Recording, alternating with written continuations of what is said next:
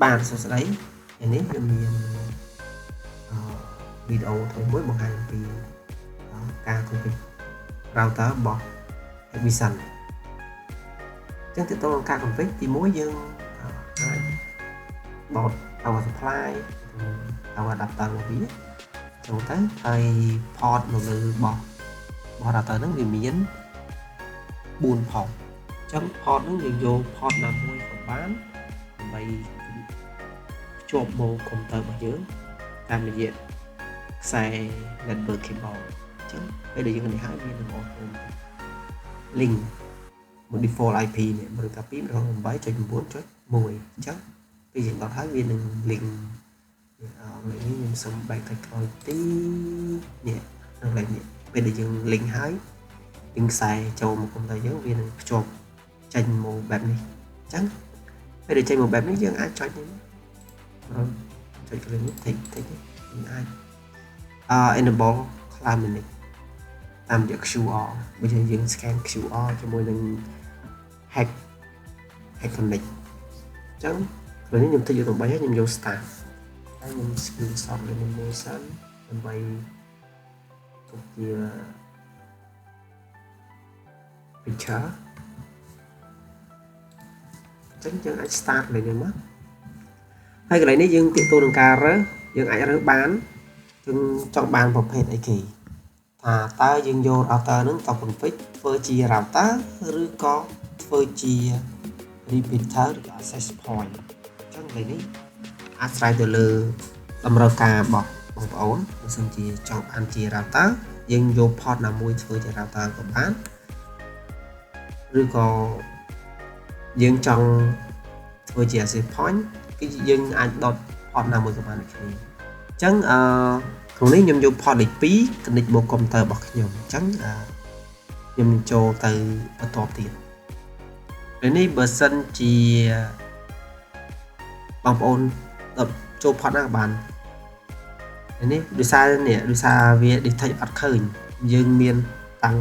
ចេញតែពី router ចូលមកកុំព្យូទ័រ direct អញ្ចឹងវាអត់មាន port van ចូលនេះ port van ឡើយនេះ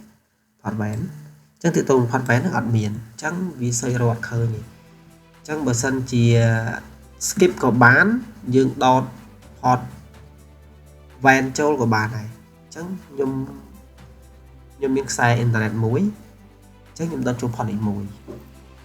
នឹងយើងមានអ៊ីនធឺណិតហើយយើងមិនបាច់ពី router នៅក្នុង local របស់យើងអញ្ចឹងខ្ញុំដោតចូល port លេខ1អញ្ចឹងពេលដែលយើងដោតចូល port លេខ1ហើយ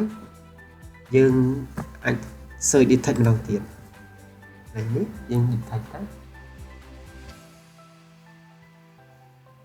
យ៉ាពេលដែលយើង detect ហើយវានឹងទទួលបាន IP ថ្មីអញ្ចឹងវាទទួលបាន DHCP ពី main router មកអញ្ចឹងកន្លែងនេះយើងចង់ enable VLAN ឬក៏អត់អញ្ចឹងបើសិនជាយើងនេះ automatic បក IP option IP មានន័យថា DHCP ពី router ពី main router មក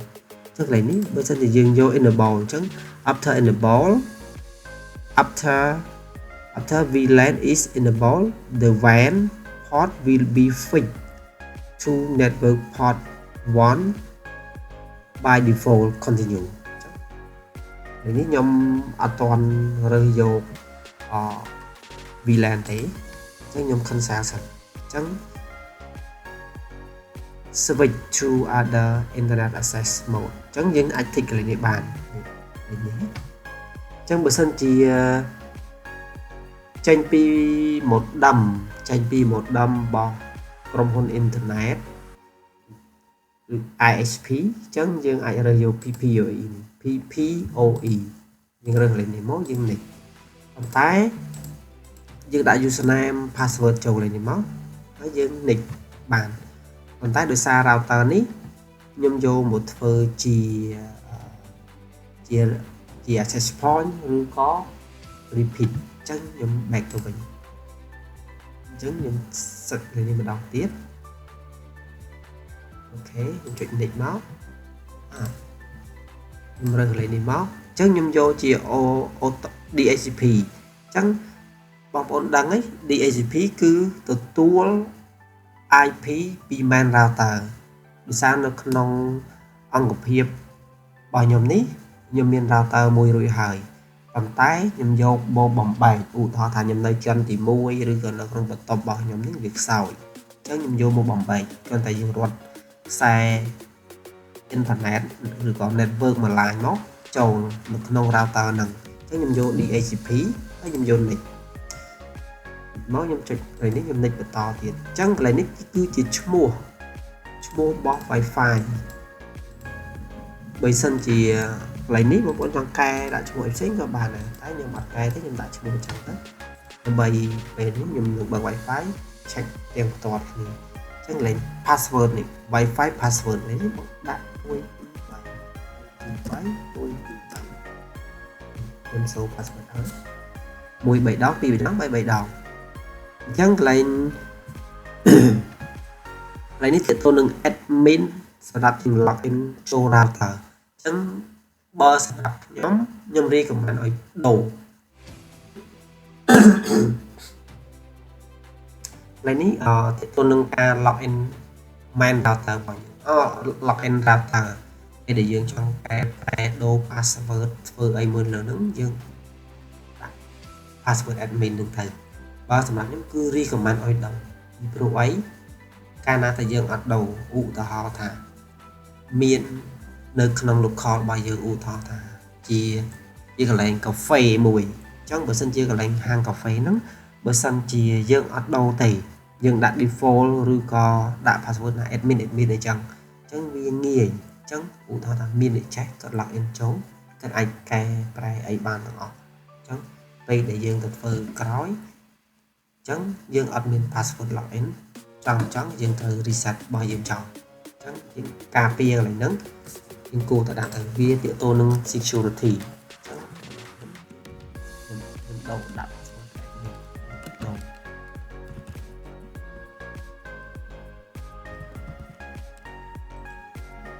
រទាក់ទងនឹងCambodia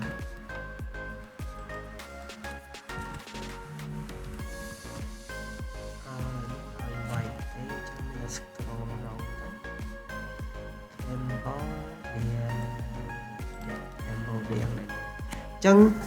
ទីដូនកន្លែងនេះadmin password set Wi-Fi password as router admin password ចឹងមានន័យថាវាបើសិនជា tick ចេះមានន័យថា password ហ្នឹងក៏ជា password សម្រាប់ login router ហើយ password ហ្នឹងក៏ជា password Wi-Fi អញ្ចឹងខ្ញុំអត់ tick ទេបើសិនជាយើង tick វាដូចគ្នាអញ្ចឹងបើសិនជាអ្នកដែលគាត់ដឹងដែរគាត់អាចយក password របស់ Wi-Fi ដែលយើងឲ្យទៅគាត់ដើម្បី log in ឬក៏ connect Wi-Fi ប្រើហ្នឹងវានឹងដូចគ្នាអញ្ចឹងគាត់អាច log បានអញ្ចឹងក្រោយនេះយើង recommend តែតិចទេយើងដាក់ password ស្អីដែលយើងគិតថាវាមាន security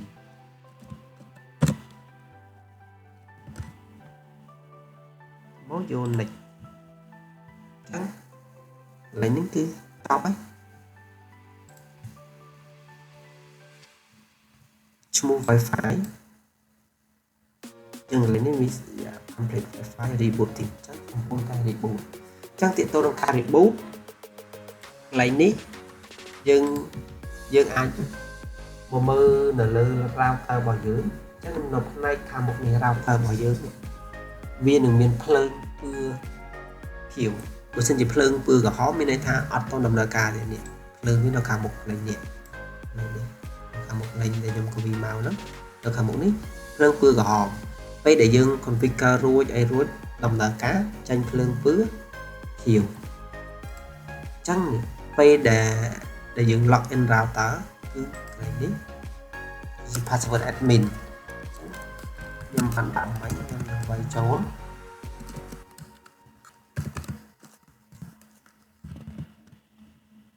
login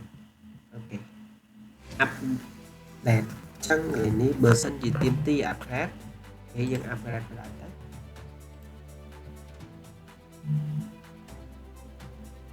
new version update ពីព្រោះអីកន្លែងនេះយើងបានthích ពីដំបូងពេលដែលយើង login ដំបូងវាសួរយើង update online ឬក៏យ៉ាង យើងឃើញ upgrade ទៅបើសិនជាវា detect ឃើញថាអូមាន version ថ្មី for វាថ្មីវា update ទៅ update ទៅអត់ជាបញ្ហាទេបើ update ឲ្យខូចអូខេ return ទៅក្រុមហ៊ុន check ឡើងវិញបើសិនជាវាបញ្ហាដោយបញ្ហាយើង update ទៅវា error អូខេជូនទៅក្រុមហ៊ុនបោះថ្មីឬក៏បញ្ជូនទៅsupply របស់យើងដែលយើងទិញពីណាយើងជូនទៅ supply យើងថាហ្នឹងទៅដើម្បីឲ្យក្រុមហ៊ុនគេ check មើលថាអីវ៉ាន់ហ្នឹងវាមិនឬក៏ចាស់ខ្ញុំ recommend ឲ្យ upgrade ទៅនឹង firmware ព្រោះវាមិនងាយមានបញ្ហាទេដោយសារយើង upgrade online បើសិនជាយើង upgrade offline បើយើង download firmware មកដោយអត់ត្រឹមត្រូវអាចនឹងខូចដែរតែវា update ទៅលើ online ខ្ញុំគិតថាគឺច្បាស់ 100% ឬលេងតែដាច់ភ្លើងទេបងប្អូនគាត់មានធ្លាប់ប្រើក៏ testing ក៏ដឹងដែរព្រោះការ update firmware មិនថាទាំងម៉ាស៊ីនកាមេរ៉ាមិនថាទាំងម៉ាស៊ីនកុំព្យូទ័រទេតែដាច់ភ្លើងពេលដែលយើង update firmware គឺហានិភ័យអញ្ចឹងបន្ទាប់ពី update firmware ហើយវានឹង reboot អញ្ចឹងយើងរងចាំ4នាទីបន្ទាប់ពី upgrade ហើយ restart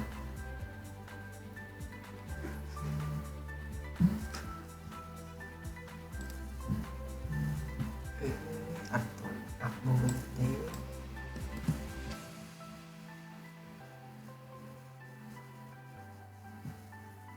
យើងរងចាំ4នាទីយើងចង់ដឹងយើងអាចពេញតែបានកន្លែងនេះពីអាចជីចឹងមកពេញត្រូវការពេញចុច168ចុច9ចុច4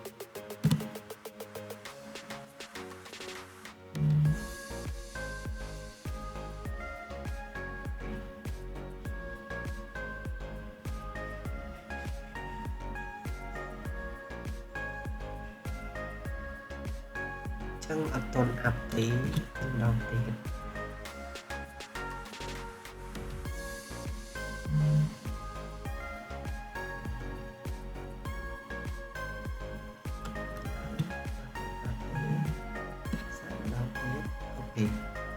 អាប់បាទ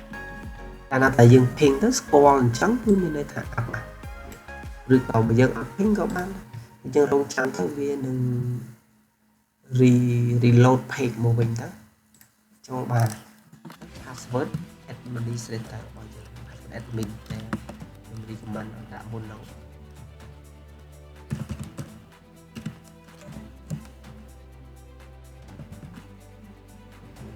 អញ្ចឹង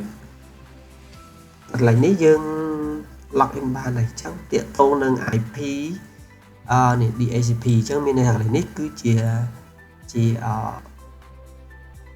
Wi-Fi mode របស់យើងដែលយើងរើសថាយើងរើសយកជា mode ស្អីគេជា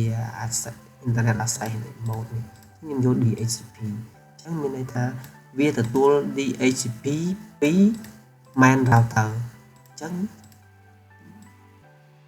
IP ដែលទទួលបានគឺ74ហើយ gateway មួយយើងទៅ DNS នេះកន្លែងព័ត៌មានរបស់ router របស់យើងហើយកន្លែងនេះគឺជា app ដែលយើងអាច scan ដើម្បី download យកមក control នៅលើ router ហ្នឹងយើងអាច scan app ហ្នឹងមកហើយយើង download install នៅលើទូរស័ព្ទដៃរបស់យើងហើយទាក់ទងនឹងកន្លែងនេះ internet យើងដើរ download upload ម៉ាន់មេចឹងទៅយើងអាចមើលនឹងបានដូចគ្នាហើយកន្លែងនេះប្រភេទ router របស់យើង AX 3000កន្លែងនេះ mesh យើងអាចចុច enable បាន mesh ហ្នឹងគឺបើសិនជាយើងមាន router មួយទៀតដូចគ្នា model ដូចគ្នានឹងដែរដែលមាន option សម្រាប់ mesh គឺយើងចុច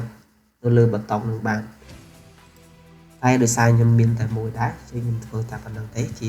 ប្រភេទ router អញ្ចឹងនេះ Wi-Fi password សម្រាប់ 2.4 GHz ហើយនឹង 5.4 GHz ចឹង Wi-Fi ដូចគ្នា password កន្លែងហ្នឹងចឹងដូចគ្នាចឹងនេះ port លេខ1គឺ support ដល់ gigabit ដែរ gigabit port ហើយ port លេខ2នេះក៏ support gigabit ដូចគ្នាចឹងទាក់ទងនឹង port លេខនេះនេះ internet ចូល port លេខ1នេះគឺ internet ចូល port លេខ2សម្រាប់ខ្ញុំ connect មក computer របស់ខ្ញុំចឹងគឺនេះអូខេហើយ setter connect ចឹងមានន័យថាមាន internet ហើយដំណើរការបានចូល YouTube មកអូខេចាញ់ហើយចូលបានហ្នឹងចឹងមានអីបន្ថែមទៀតមើលខ្ញុំបង្ហាញទាក់ទងនឹងកន្លែងនេះ overview ទេទាក់ទង network topology អូខេកន្លែងនេះអាគួរសមដែរនេះយើងអាចមើលនេះបានប្រភេទ main router របស់យើង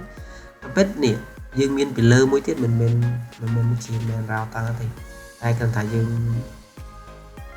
ចាត់ទុកថាជា main router សម្រាប់ local របស់យើងមួយដែរសម្រាប់យើងបំបែកចេញពី main router ធំនេះជា router ដែលយើងដាក់នៅ office របស់យើងហើយនេះជា diagram ចេញពី laptop អីចឹងទៅពេលដែលយើងរេចប៉ុន្តែមានតែមួយ device ទេដែលយើងមិនទៅចូលអញ្ចឹងចង់ដឹងកន្លែងនេះឈ្មោះ Wi-Fi យើងមានឈ្មោះអីគេអញ្ចឹងបើក reset អូខេ Hikvision នេះឈ្មោះខ្ញុំបានដូរទេខ្ញុំដាក់ឈ្មោះ Hikvision នឹងក៏ដែរខ្ញុំបានដូរទេនេះខ្ញុំទុកដល់ដែរទៅ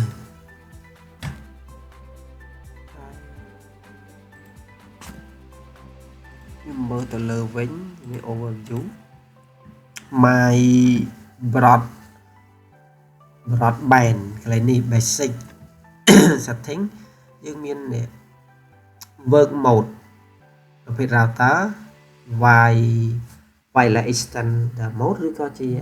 access point mode កន្លែងនេះយើងអាចរើសបានពេលដែលយើងចង់យកជាប្រភេទ access point mode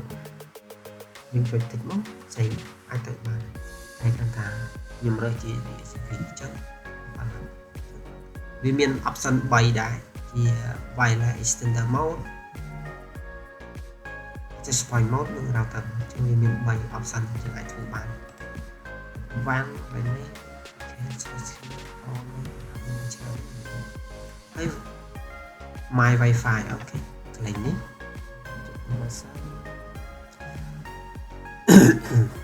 ចឹង basic ដែរកន្លែងនេះ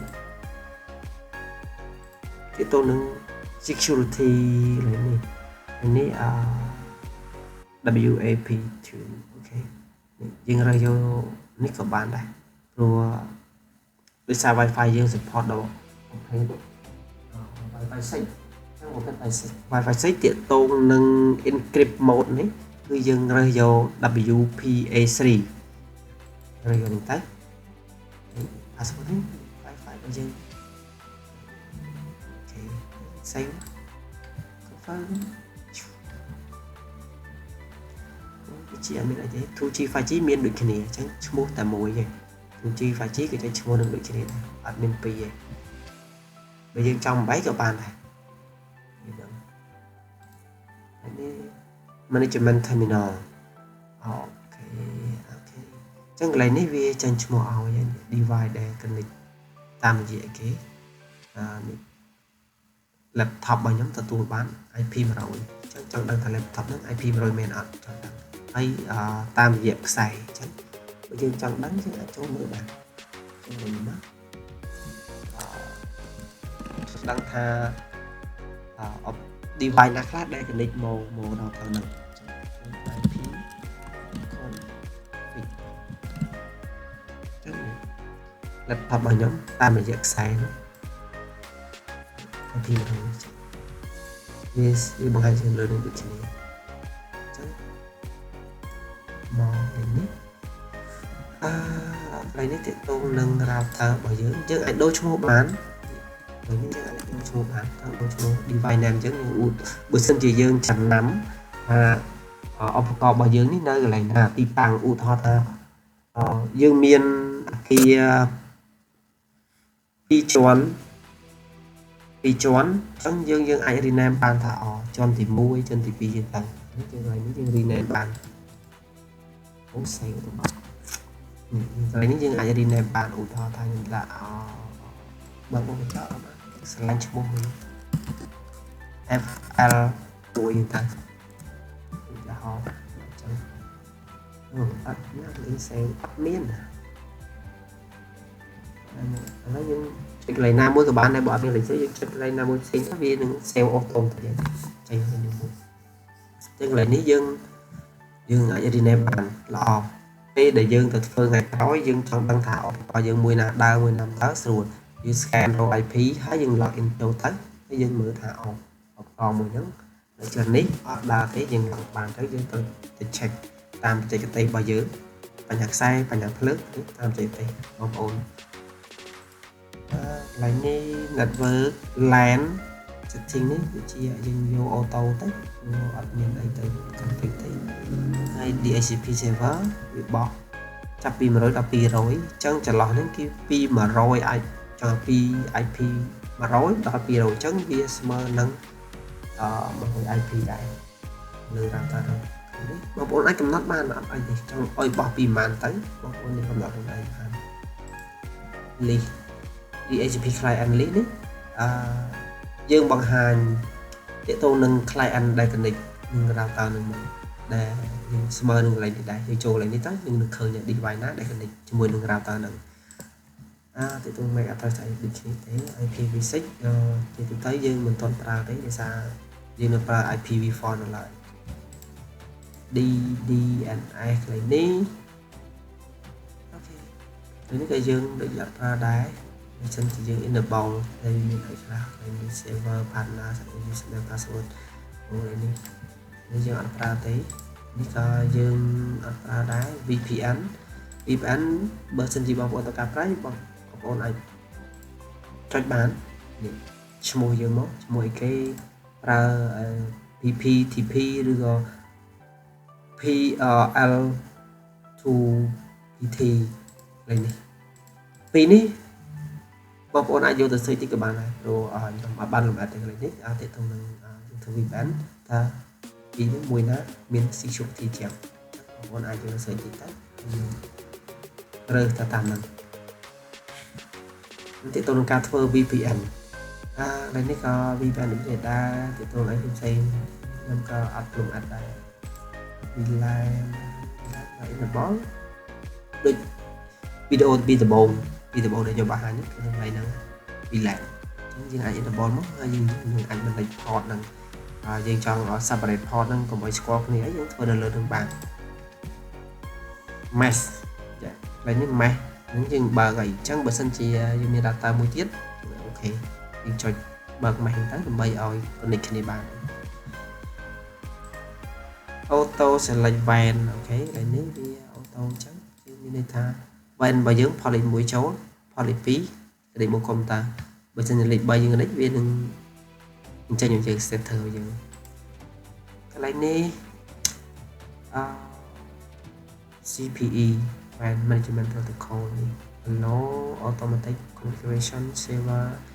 ACS នេះក៏ connect ជាកន្លែងនេះ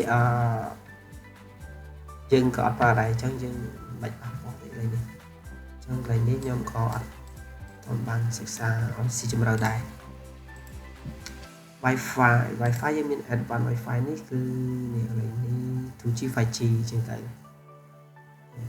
2G 5G យើងរើសទៅយើងចង់បាន channel ប៉ុន្មានអីប៉ុន្មានយើងរើសទៅតាមនឹងហើយយើងនេះដាក់ទៅអូតូក៏បានដែរវាអត់ជាបញ្ហាទេកន្លែងនេះ Wi-Fi ខ្លាំងខ្សោយអីចឹងទៅschedule Wi-Fi ចង់ឲ្យមកប្រហែលបាត់មកប្រហែលបើកយើងអាចកំណត់បានទៅនេះបើកទៅពី Monday Tuesday Wednesday Thursday ទៅរហូតដល់ថ្ងៃសៅរ៍អាទិត្យនេះបើយើងចង់បាត់បើកវាណាបាត់ទៅបើយើងអត់បាត់បើកទេយើងមិនបាច់ enable ទេអញ្ចឹងគឺវា run 24 ម៉ោងលើ 24 ម៉ោងអូខេទាក់ទងនឹង lane នេះ quick optimization វា analyzing Wi-Fi performance យើងទៅ check cyber health detect congratulations ចឹងវាពង check មើលសុខភាពទៅនឹងsecurity វាជាបញ្ហាអត់មានអី detect ទេហើយនេះ gas never បើសិនជាយើងចង់ចែកឲ្យភ្ញៀវប្រើបើ gas មួយទៀតទៅបានដែរបើយើងចង់បើកកន្លែងនេះមកហើយកន្លែងនេះ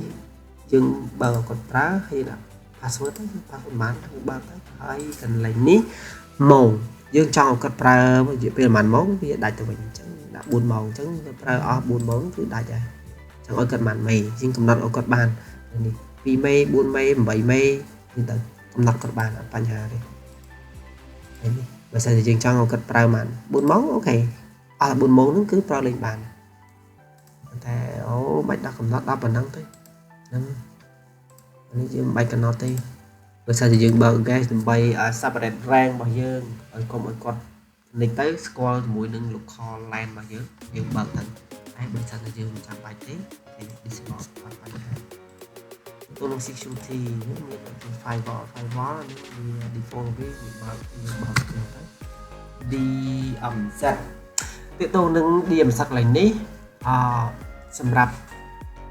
យើង remote camera មកអីគឺយើងធ្វើនឹងកន្លែងនេះបានតែបើសិនជាការ remote camera លើកលែងតែ router របស់យើងជា main router មិនមែនជា second router main router អញ្ចឹងជា main router បានយើងបើកលេខនេះទៅយើងដាក់ IP របស់ម៉ាស៊ីន DVR របស់យើងសម្រាប់យើងធ្វើការ remote IP លេខនេះ DMZ ហ្នឹង port mapping អញ្ចឹងទៅទៅនឹង port នេះបើយើងចង់នេះគឺយើង add បាននៅទីនេះទៅនឹង port map មក internal port band port TCP អីចឹងទៅនេះទៅនឹងការ forward port កាមេរ៉ាដូចគ្នានេះតែដូចជាអត់ប្រើទេព្រោះយើងអត់ប្រើ web អូខេ remote តាម web បើសិនជាបើកแล้วវានឹងមានអីកាត់ឡើងនេះអត់មានអីផង Intel band port អញ្ចឹងមានន័យថាយើង remote តាម web បានជាHTTP នេះអញ្ចឹងបើ default យើងអត់បើកទេភាសាអីយើងអត់ចាំបាច់ត្រូវ remote ពីចម្ងាយទេអញ្ចឹងនេះព្រោះបើសិនជាយើងបើកក៏បានដែរតែយើងមិនបាច់បើកទេ default វានេះយើងទាក់ទងនឹង security យើងមិនគួរបើកទេតែបើកក៏យើងត្រូវលំអិតថាយើងគួរដាក់ IP ណា port ណាដែលយើងអាច remote បានតាមទាក់ទងកន្លែងនេះដូចជាចាប់ត្រូវហើយ synchronize អូខេត្រូវយើងចង់យកតាមកុំព្យូទ័រចឹងក៏បានចុចនេះមក save ឲ្យវា sync តាមពីកុំព្យូទ័រយើងទៅវិញចឹងដឹងថាត្រូវហើយទាក់ទងនឹង hack connect កន្លែងនេះអូខេ enable អញ្ចឹងយើង enable រួចហើយចឹង enable មកវានឹងដំណើរការបើយើង scan app scan ហ្នឹងទៅដើម្បីយើង control បាននេះយើងthíchមក save បាននេះគឺថាទៅនឹងភ្លើងបើយើងចង់បិទបើកខាងមុខនោះកុំឲ្យឃើញភ្លើងយើងបិទបានបិទនេះបិទភ្លើងបិទបាននៅលេខនេះទៅនឹងភ្លើងនៅលើ router ហ្នឹងអញ្ចឹងបើយើងបិទវាពិបាកយើងមិនតាន់អត់ដឹងថា router នឹងដើរឬមិនដើរទេខ្លះអញ្ចឹងយើងពិបាកវិញសុខចិត្តបើកទៅស្រួលយើងមើលដាច់អត់មានភ្លើងអត់ដំណើរការមានភ្លើងដំណើរការស្រួលស្រាប់យើងនេះមែនតាន់ផងទៅទៅនឹងកន្លែងនេះ system configuration មានអីទេមានតែ reboot ចោល reboot ចុចទៅហើយ schedule reboot យើងអាចបើកលេខនេះមកអញ្ចឹងវានឹងមកប្រហែលដែលយើងកំណត់ឲ្យវា reboot ចាំបាច់ទេបើក24ម៉ោងថា reboot ចំពេលភ្ញៀវកំពុងប្រើទៅមានបញ្ហាពិបាកអង្វល់ច្រើនautomatic update នេះយើងបានបើកពីវីដេអូដំបូងហើយនេះវា current version អីនេះវាឡាស់អស់ហើយ backup ហើយ restore អញ្ចឹងពេលយើងកំពេចហើយយើងត្រូវការ backup យើងចុច backup មកហើយបើសិនជា backup ហើយយើងចង់ restore យើង restore វិញមក export parameter diagnostic យើងចង់ check diagnostic គឺ check ទៅតែមិន check ទៅខ្ជិលដែរពួកជាងខ្ជិលហើយចឹងអស់ហើយវាប៉ុណ្ណឹងហើយចឹងវីដេអូរបស់ខ្ញុំគឺបញ្ចប់តែប៉ុណ្្នឹងឯងព្រោះអស់ហើយចឹងជាចុងក្រោយមានតែសូមអរគុណនិងជម្រាបលាបងប្អូនជួយ Subscribe វីដេអូរបស់ខ្ញុំផងដើម្បីទទួលបានវីដេអូថ្មីអរគុណជម្រាបលា